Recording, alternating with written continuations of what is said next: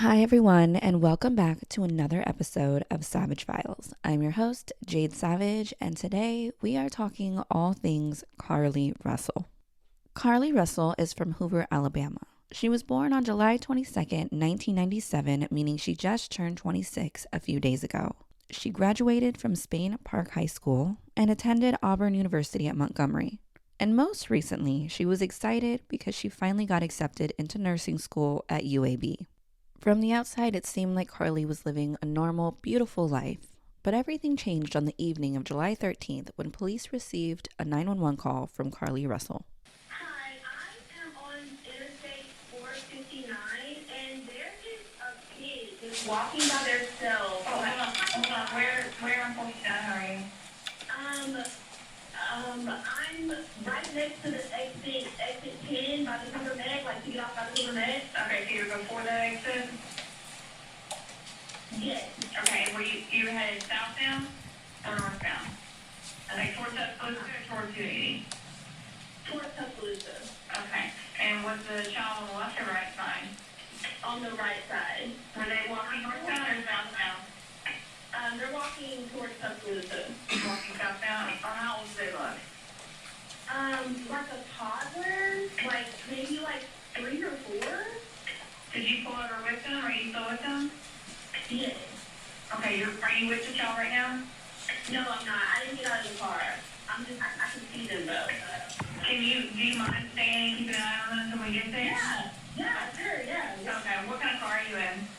I'm in a red Mercedes-Benz Is it a sedan or SUV? SUV. I mean, it's a sedan. Sorry. Can you put your hazards on for me? Yeah, they're on. Okay. Did you talk to the child at all, or did you say anything to them? No. Okay. No. Do they look like they're injured? No, they don't. Are they white, black, Hispanic, or Asian? They're white. Okay. Is it male or female? I think it's a boy, a little boy. White male? Okay. So is he wearing clothes? Yes. Okay. What is he wearing? It's a white t-shirt, and it doesn't look like he has any pants on. It looks like a diaper. And you don't see any cars anywhere? No cars anywhere.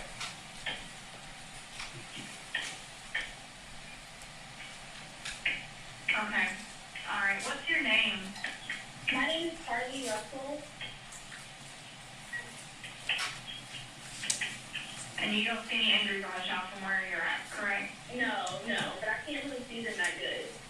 Okay. Try to keep an eye on them for the best that you can, because I don't want you to lose track of them. Okay. All right. And do they have shoes on? No.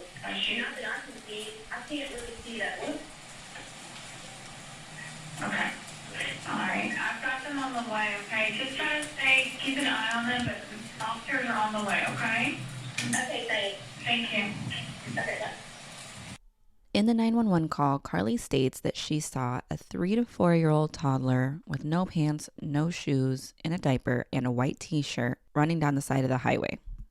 After Carlee gets off the phone with the 911, she gets out of the vehicle, walks around the backside to the passenger side of the vehicle, and vanishes. When police arrive to the scene, Carlee's phone is there, her purse, her Apple Watch, and her wig. Her car's hazard lights are on, the vehicle is running, but Carlee is nowhere to be found. And neither is the toddler that she called in and said she saw on the side of the road. This ignited a nationwide manhunt, and Carlee's family and friends were front and center to be her voice so we could find her. She's known to be She has the helpful, biggest heart. and she has a big heart, and she does know not to stop for anyone, even a child on the side of the road, but she did call 911, and I think she kind of let her guard down, thinking that they were so close. And when she got out the car, she did tell my daughter-in-law, I can't just leave this little child on the side of the road. Carlee's parents stated that after she hung up the phone with 911, she called her sister-in-law and was on the phone with her sister-in-law as she exited the vehicle, walked around, and spoke to the toddler. The sister-in-law said she never heard the toddler speak back and never heard a toddler's voice on the phone call. She then said she heard a commotion, which she believed is when the phone dropped and she heard Carlee scream. After that, she heard nothing else from Carlee and could only hear the sound of the highway in the background.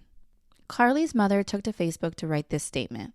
Whatever city you're in within 4 to 5 from Birmingham, will you please go out and help search for our daughter? She's about 5'5", 150 pounds, and last known to be on Highway 459 in Hoover. She stopped because a baby was on the side of the highway and the person she was on the phone with heard a scream. She then followed that one up with, friends and family, whatever city or state you're in, I would like to have someone spearhead search parties. Please contact me at, and then she puts her phone number, and then says, thank you, we are not receiving any negative thoughts. God is faithful and Carlee will be found safe and free from all hurt, harm, and danger. Lord, I'm trusting you with my whole heart. And then she says, please check hotels, gas stations, rest stops, and be mindful of anything that looks suspicious. Whoever abducted her may be in a gray car. Her wig and hat were found at the scene, so her hair will be braided down to her scalp. Thank you for all your love and support shown. On July 12th, a day before Carlee went missing, she tweeted, people are such creeps. Like, this man stared at me while sitting in his car for like 10 minutes. Of course, this sent people into a tizzy because this seems as though someone was watching her. It seems as though maybe someone was targeting her, and this was very concerning to a lot of people. And if we go back to July 13th, the day of the disappearance, we see that she was tweeting not even an hour before she disappeared. Her first tweet starts at 8:55 p.m. and it says, today was a great day. God be looking out, I'm telling you. And then at 8:56, she tweets, someone to tell you I love you and don't got a reason. And then at 9:19 p.m., she says, yeah, I want a family now. As news of Carlee's disappearance is spreading like wildfire throughout the nation, everybody is focused on the one very important piece of evidence that we do have, and it's the surveillance video of Carlee's vehicle, her red Mercedes-Benz, on the side of the highway where she says she spots the toddler. In the video, at 9:21 p.m., you see Carlee's vehicle at the bottom right-hand corner with her hazards. You can't really see the vehicle, but you can see the hazards blinking ever so slightly. And at 9:34, you can see Carlee's vehicle driving on the shoulder with her hazards on, and she drives forward quite a bit and then stops the vehicle. If you look closely at the video, you can see Carlee's driver's side door open. She exits the vehicle, walks around the back of the vehicle, and over to the passenger side. From there, it looks as though she opens the right passenger side back door, and you can see a little bit of movement, and after about 30 seconds, 45 seconds, you just can't really see anything else. There's no more movement until police arrive at 9:39 p.m. Carlee Russell had been missing for 2 days, and on July 15th at 10:45 p.m., 49 hours after she went missing, Carlee Russell was found. It was said that Carlee walked up to her family's residence, knocked on the door, and there she was. She was found, transported to the hospital, and treated, and then released the next day. Her mother took to Facebook to write the following. Great morning. My husband and I want to make this statement again as we did last night. It's nothing more to add or take away from how we are feeling right now. God is faithful and he has answered our prayers. We are grateful to each of you for all the acts of kindness, generosity, and compassion you have shown. Our baby is safe. Thank you, Father God. We do want to ask for privacy at this time to allow us to love on our daughter and each other with our close family and friends. Also, please consider the fact that we have not slept for 3 nights and are mentally and physically exhausted. To our media friends, I promise we will speak with you and give a general statement in the near future as this is an ongoing investigation. We consider the media outlets that cared enough to share our story, law enforcement agencies, special investigators, city leaders to be our friends, and we will be respectful of all. For everyone that has messaged or called to rejoice with us, we are so grateful for your concern. Just as we made a commitment to not entertain negative thoughts during the time our daughter was missing, we surely will not entertain negative thoughts or statements, unvalidated opinions, or sheer ignorance such as a joyous time. We pray that those that doubt God's power, miracles, and the power of faith will be encouraged to draw closer to him and learn the power of positive affirmations and unwavering faith. We love each of you and are eternally indebted for your support and love. Be blessed, the Russells. Carlee's boyfriend Tamar Simmons also came out with a statement that said, I don't even know how to start off this post, but to only thank you, my Lord and Savior Jesus Christ, for saving my girlfriend's life. Also, thank you to everyone who shared a picture, came out to the Hoover Met to help us with the search parties, and who went and proceeded to tell others about Carlee to bring more awareness to her story. I have been going nonstop since I received the call that she was missing on Thursday night. I know she would have done the same for me, so I wasn't going to give up until I saw her face again. I was straight tunnel vision, even when I would get on social media on my downtime and see some of the false allegations and assumptions about me having something to do with her abduction would have me discouraged at times. I didn't give up and I kept my faith. I just want to thank all of my family, friends, former teammates, and church members who called or texted me just to let me know that they were praying and here for me. You guys don't know how much that meant to me. All I ask is for everyone right now to be respectful of Carlee's situation. She was literally fighting for her life for 48 hours. So until she is physically and mentally stable again, she is not able to give any updates or whereabouts on her camper at this very moment. I also want to thank the people on social media who have been so understanding and respectful about what she has been going through. I also want to thank the people on social media who have been understanding and respectful about what she has been going through in these past few days. Once again, I can't thank you guys enough for helping us bring Carlee home. God bless you all. In the days after Carlee was found, rumors started to swirl. People felt as though Carlee's story wasn't really adding up. But of course, we didn't have much information, and police had not spoken. Carlee herself had not spoken about what had happened. So at this point, it was just pure speculation. The Hoover Police Department did release a statement on July 16th, and I'm going to read some of that for you now, but I am going to put the whole thing up on the screen. If you want to read it, just pause here. The statement reads as follows. Carlee communicated on her cell phone with individuals known to her while on her path of travel up to the point of calling 911 at 9:34 p.m. The conversation with the 911 operator ended and Carlee called a relative. She went missing during that conversation sometime after 9:36 p.m. after telling both the 911 operator and the relative she had seen a male toddler in a diaper on the side of I-459 and was stopping to check on him. Carlee's 911 call remains the only timely report of a child on the interstate. Hoover police officers arrived on scene within 5 minutes of being dispatched, and several other officers arrived shortly behind. They located Carlee's wig, cell phone, and purse on the roadway near her vehicle, and Carlee's Apple Watch was in her purse. At 10:44 p.m. on July 15th, the Hoover 911 Center received a call from Carlee's residence that she had returned home on foot. Hoover police and fire responded to the residence where Carlee was located. She was immediately transported by the Hoover Fire Department to UAB Hospital to be evaluated and was treated and released. Detectives responded to the residence and to UAB to take an initial statement from Carlee. The details of that statement are part of the ongoing investigation, which is expected to continue over the next few days. The days following were quiet from Carlee and Hoover Police Department as they investigated the case, and contrary to asking for privacy, Carlee's family decided to go on the Today Show and do an interview. Due to copyright reasons, I can't play the interview here, but they did answer questions such as, do you believe Carlee fought for her life? And her mother says, yes, absolutely, Carlee fought for her life. When asked if the person who was responsible for this is still out there, Carlee's mom was adamant on saying, yes, absolutely, the person that did this to my daughter is still out there. If you've not seen that interview on the Today Show, I definitely recommend you can just YouTube it, Today Show, Carlee Russell, and it should come up. But when you watch it, watch the body language. When Carlee's mother says yes, she shakes her head no. And when asked if the person responsible for this is still out there, her dad says under his breath no, and then the mother says yes, and he quickly changes his response. It's very interesting. Just watch it if you haven't yet. Definitely check it out. On the same day, shortly after Carlee's parents did this interview, a statement is released from Carlee's place of work. And as a filler, to make this make a little bit of sense here, there are rumors at this point swirling that Carlee has gotten fired from her job, but there is no proof. This is all alleged, and this is the first time we're hearing from her employer. I also believe it's important to note that up until this point, a lot of people are under the impression that Carlee is a nurse because through the national news pipeline, we're all hearing nurse, nurse, nurse. Carlee Russell, a nurse, stopped to help a toddler. And I think a lot of us, when this came out, were confused because this employer is a spa and not a med spa, just a regular spa that does massages. So I think we were very confused. I know I personally was really confused because I do believe that the story going around town was the nurse, not nursing student, but the nurse, Carlee Russell. So this was kind of a big moment.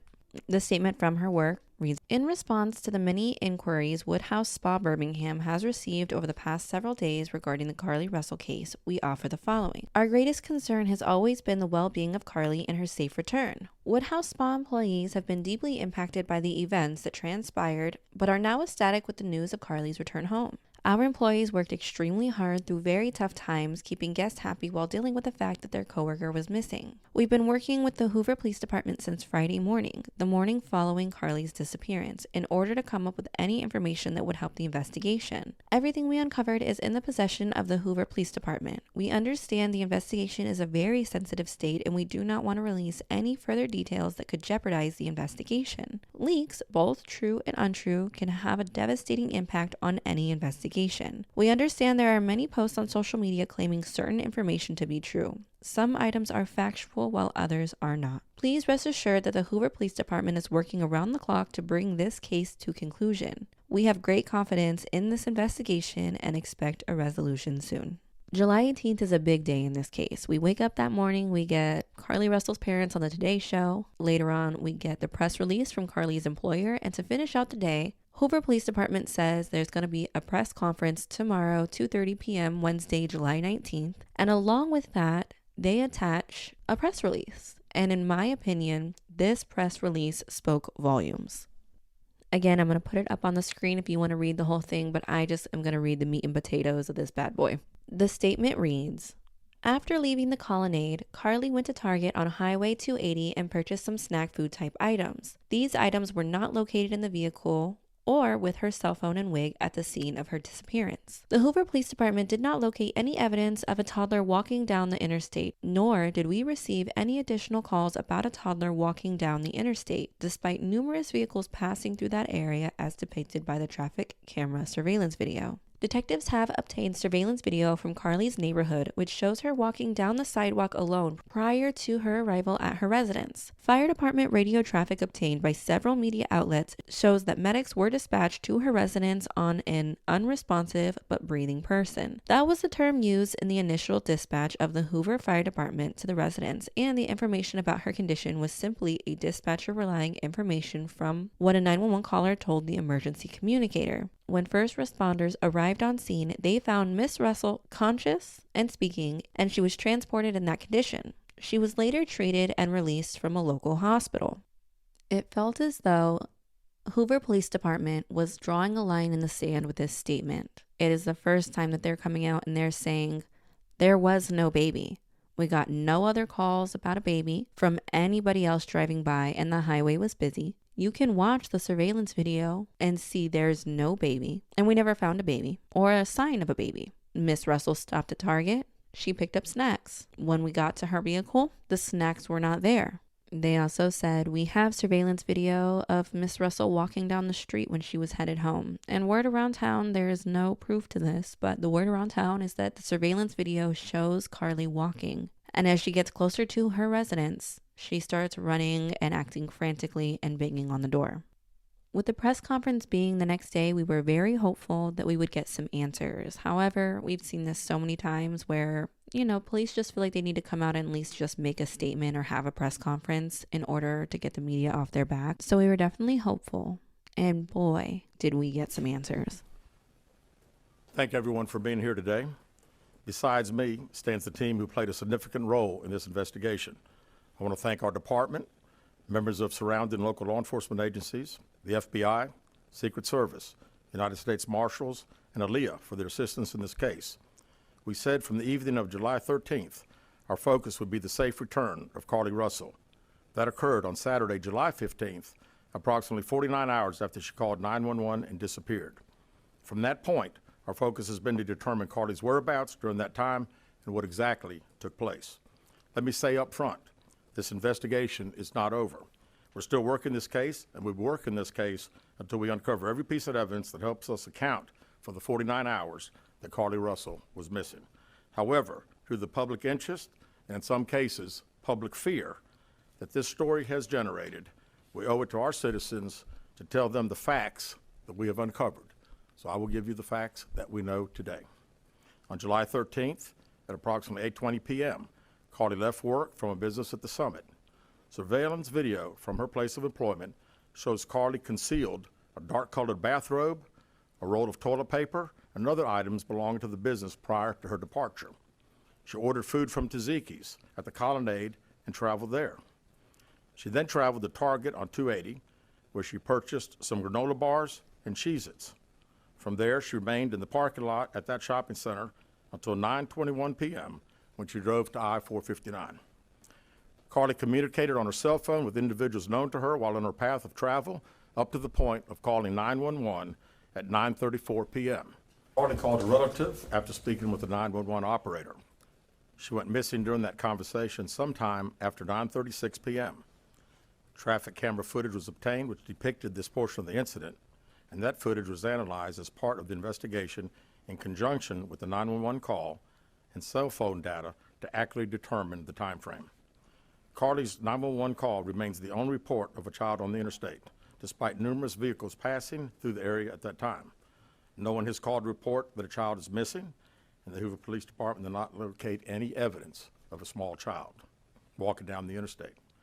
Data from Carlee's phone, including her Life 360 app, shows that she traveled approximately 600 yards in her vehicle while she was on the phone with 911, stating that she was following a child.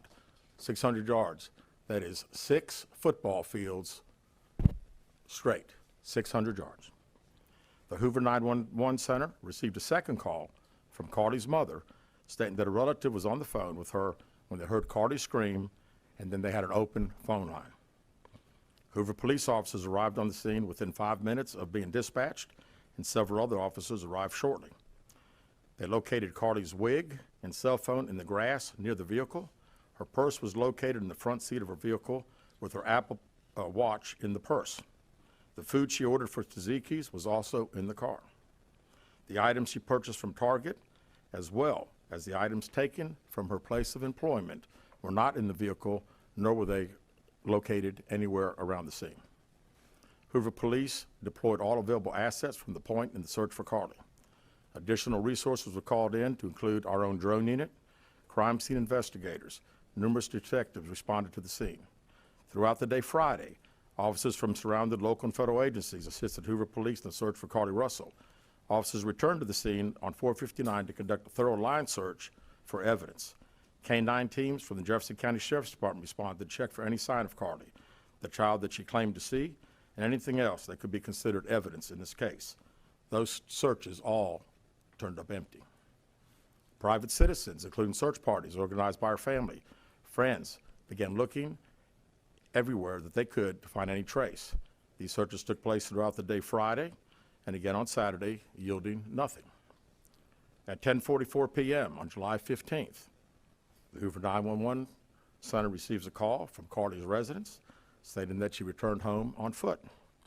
In subsequent investigations, detectives obtained surveillance footage of Carlee walking down the sidewalk alone prior to arrival at her residence. She was conscious and speaking with paramedics when she was transported to UAB. Detectives were able to obtain a brief statement from her prior to being treated and released. During the statement, she told detectives that while traveling down the interstate, she saw a baby walking down the side of the road and called 911. She stated when she got out of her vehicle to check on the child, a man came out of the trees and mumbled that he was checking on the baby. She claimed that the man then picked her up and she screamed. She stated he then made her go over a fence. She claims he then forced her into a car, and the next thing she remembers is being in the trailer of an 18-wheeler. She stated that the male was with a female. However, she never saw the female, only hearing her voice. She also told detectives she could hear a baby crying. She told detectives the male had orange hair with a big bald spot on the back. She said she was able to escape the 18-wheeler and fled on foot, only to be captured again and then was put in a car. She claimed she was then blindfolded but was not up because the captor said they did not want to leave impressions on her wrists. She said that they took her into a house and made her get undressed. She believes they took pictures of her, but she does not remember them having any physical or contact. She stated the next day she woke up and was fed cheese crackers by the female. She said the woman also played with her hair but could not remember anything else. At some point, she was put back in a vehicle she claims was able to escape while it was in the West Hoover area. She told detectives she ran through lots of woods until she came out near her residence. During this interview, detectives noted that Carlee had a small injury to her lip, and she claimed that her head was hurting. She also had a tear in her shirt. Detectives also noted that she had $107 cash in her right sock. Out of respect for Carlee and her family, detectives did not press for additional information in this interview and made plans to speak with her in detail after giving her time to rest.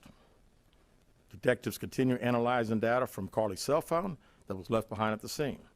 We enlisted the help of the United States Secret Service in conducting this analysis. Part of what data includes several internet searches in the days leading up to her disappearance that I think are very relevant to this case. On July 11th at 7:30 a.m., the term, "Do you have to pay for an Amber Alert?" was searched. On July 13th at 1:03 a.m., the day of her disappearance, the term, "How to take money from a register without being caught," was searched. On July 13th at 2:13 a.m., the day of her disappearance, the term Birmingham bus station was searched. On July 13th, 2:35 a.m., a search for a one-way bus ticket from Birmingham to Nashville was conducted with a departure date of July 13th. On July 13th at 12:10 p.m., a search for the movie Taken, a film about abduction, was conducted. There were 2 searches related to Amber Alerts on a computer at Carlee's place of employment, including one regarding the maximum age of an Amber Alert. There were other searches on Carlee's phone that appeared to shed some light on her mindset, but out of respect for her privacy, we will not be releasing the content of those searches at this time. We've asked to interview Carlee a second time, but have not been granted that request. As you can see, there are many questions left to be answered, but only Carlee can provide those answers. What we can say is that we've been unable to verify most of Carlee's initial statement made to investigators, and we have no reason to believe that there is a threat to the public safety related to this particular case. Thank you very much. To recap Carlee's story, she's saying that she pulled over to the shoulder on the highway and followed a toddler that was 3 or 4 years old, 600 feet, the length of 6 football fields, down the highway. And then she pulled over and she got out. And when she got out, a man came out of the woods that had orange hair and a bald spot on the back. And he picked her up and took her and her snacks and the toddler and walked back through the woods, threw her and the snacks and the toddler over a fence and put her in an 18-wheeler where she was held with him and a woman that she didn't ever see and only heard the voice of. When she tried to escape, they recaptured her. And at this point, now they put duct tape over her eyes, and the woman played with her hair and fed her Cheez-Its. She then says that she escaped out of a vehicle on the west side of Hoover and ran through a bunch of woods until she came out by her parents' residence. And when paramedics arrived, they found $107 in her socks.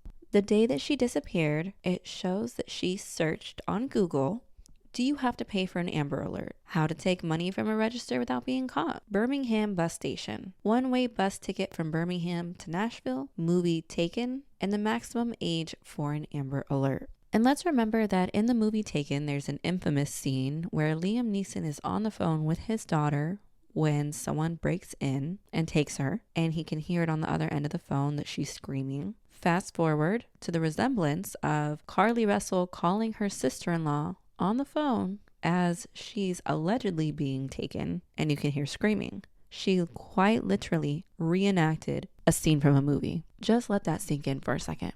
For days after this press release, it's complete silence from Carlee and her family. Nobody's speaking to the media. Nobody's saying anything, which I personally feel like the silence is deafening. It speaks volumes. The fact that nobody is coming out to defend her, not her parents, not her relatives, not her friends, not her boyfriend. So much so that her boyfriend, Tamar Simmons, removes every post that he had with Carlee from his Instagram, and he spoke to the New York Post. The article says, Carlee Russell's boyfriend is asking for people to stop harassing her online as more and more people, including those in her hometown, suspect that this is all a hoax. Then he says, "The only thing I can say is I want everyone to stop bullying her.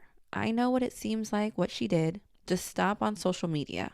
Think about her mental health. She doesn't deserve that. She doesn't. Nobody deserves to be cyberbullied." A neighbor from Carlee's community also spoke out, and she said, "I live in Carlee's neighborhood, just a few streets over from her house. I do not know her personally, but our community rallied together and put forth our best efforts to find her. We collected donations and sent thousands of dollars to her parents via Venmo, Cash App, gift cards, and cash. We held a community-wide prayer visual on her street. We printed out and hung posters all throughout the town. We hosted a prayer and popsicles one day in the neighborhood park. A neighbor created a sign-up sheet to take her parents' meals for weeks. Crafty people in our neighborhood created pink and green awareness ribbons we all displayed on our front doors at our own expense, just to name a few things we devoted ourselves to. We all mourned together for 2 whole days. We dropped everything to help her and provide support for her parents. Some of us were in fear of our own lives. And then this story began to unfold. And like the rest of the country, we began to scratch our heads. People removed themselves from the meal sign-up sheet, the bows are dwindling from front porches, and our neighbors deserve answers. Her parents want privacy and then go on the Today Show. We gave our all for her family, and we were waiting on bated breath for some good news. I personally dropped to my knees and sobbed when I got a text saying they found her alive that night. And now nothing. Crickets. We all feel duped. I want my money back. I want my PTO I used to aid in the rescue search back. Enough is enough." Carlee's place of employment has also confirmed that she did get fired that day from work for stealing. Mind you, she left work that day with a robe, toilet paper, other miscellaneous items, and it's alleged, but possibly that cash that she found in her sock. Because remember, she did Google how to get money out of a register without getting caught. So now us as the public are all sitting ducks, waiting to hear from Carlee, waiting to hear from Carlee's family, waiting to hear what's going to be the next thing to happen in this case. Are police going to pursue charges? Well, just hours ago, Hoover Police Department did a last-minute press conference, and this is how it went. Good afternoon. Thanks to everyone for attending again today. I want to thank the members of our department and all of law enforcement who played a role in the investigation of this case. Last Wednesday, July 19th, we held a press conference and provided you with the facts of the Carlee Russell disappearance. We told you the investigation was ongoing, and we helped you determine where Carlee was during the 49 hours of her disappearance. Today I've talked to and received a statement from Mr. Emery Anthony, attorney for Carlee Russell. Mr. Anthony has scheduled a meeting for Carlee to meet with investigators early this afternoon, but then I received an email stating that a statement was being provided by him on her behalf. Mr. Anthony asked that I read the statement in its entirety, which I will do now. My client has given me permission to make the following statement on her behalf. There was no kidnapping on Thursday, July 13th, 2023. My client did not see a baby on the side of the road. My client did not leave the Hoover area when she was identified as a missing person. My client did not have any help in this incident, but this was a single act done by herself. My client was not with anyone or at any hotel with anyone during the time she was missing.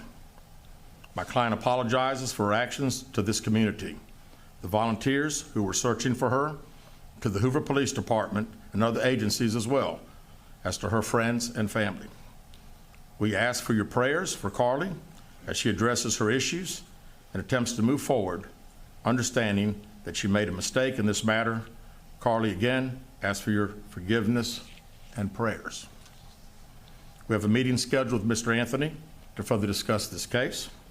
We're currently in discussions with the Jefferson County District Attorney's Office in Bessemer about possible criminal charges related to this case, and we will announce those charges when and if they are filed.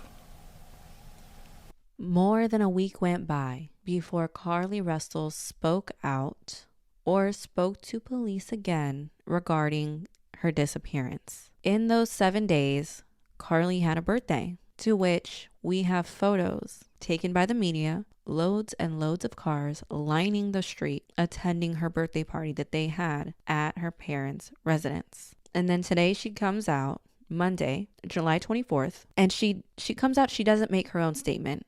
She has her attorney do it. This happened a couple of hours ago, so I'm still kind of processing. But I don't know about you, but that just doesn't sit well with me. And I don't know if you caught it, but in the press conference, he did say that they are speaking with the district attorney's office about possible charges against Carlee. I personally believe that she will be charged. I think that she made a mockery of a lot of people's time and resources, and I think they're going to make an example out of her. She hired the attorney that she hired, which is a very reputable, high-profile criminal defense attorney. It's no shock that she lawyered up, so it'll be very interesting to see. They do have a meeting tomorrow with Carlee's attorney to discuss things further. Hopefully we can get more details and understand more. But at the very least, if we get nothing else out of this woman, at least we got the truth. At least she finally came clean. But that's it for this episode. Honestly, there's so many intricacies of this case that I could talk about for another hour, but not all of it is factual. And you guys know I really like to keep it factual here on the internet. So if you want to see more and talk more about the cases, definitely make sure you follow me on TikTok because we go live every week and talk about cases. Thank you guys so much for tuning in. I will keep you guys updated on this case as it unfolds. So thank you so much for hanging out. Have a blessed week and I'll see you in the next one. Bye guys.